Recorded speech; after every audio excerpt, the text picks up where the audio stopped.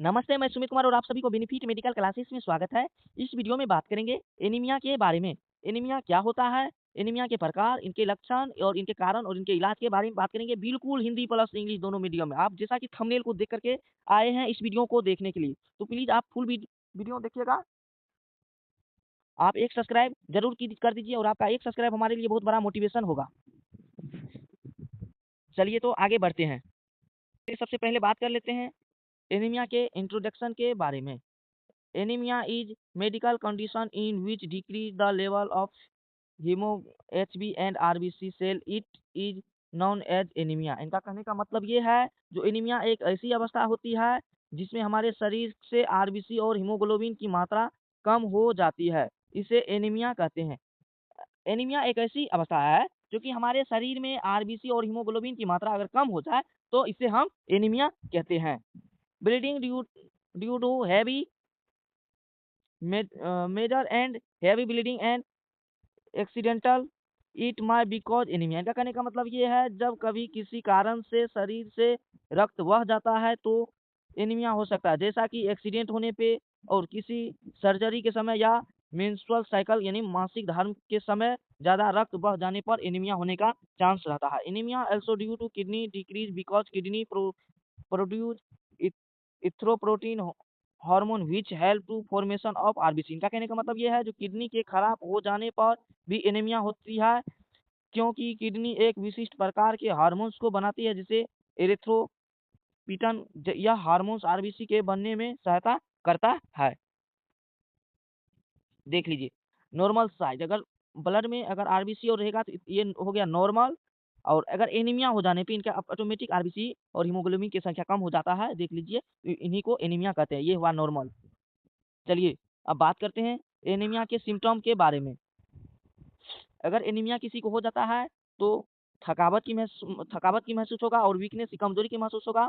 Play and yellow skin का कहने का मतलब ये, जो त्वचा का हल्का पीला रंग हो जाता है तब भी समझ जाइए एनीमिया हो गया है। लक्षण इनका देखा गया है, चेस्ट यानी छाती में दर्द होना, चक्कर आना, हृदय का गति बिगड़ जाना, ये भी एनीमिया का एक सिम्टम है। सांस लेने में भी दिक्कत होना, ये भी एनीमिया का ही सिम्टम है। चलिए अब आगे बढ़ते हैं। Morphology morphology classification of anaemia.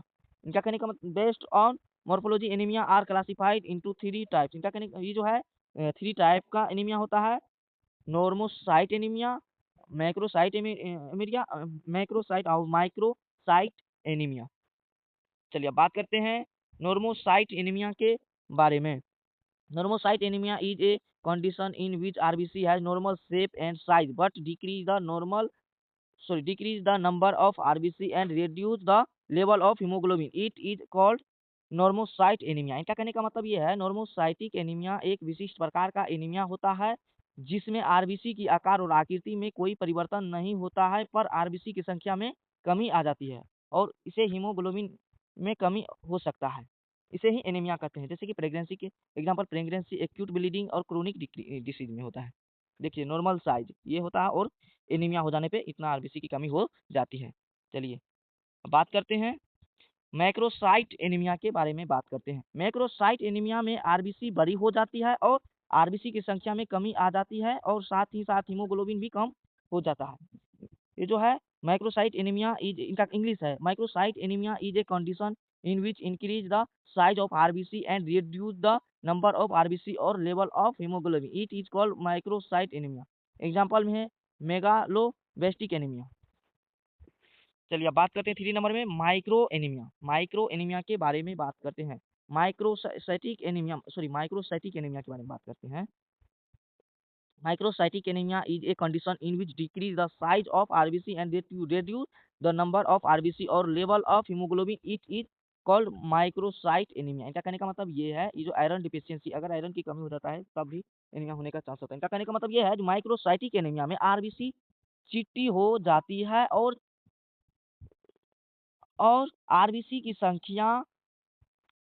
की संख्या में कम हो जाती है और हीमोग्लोबिन भी कम हो जाता है।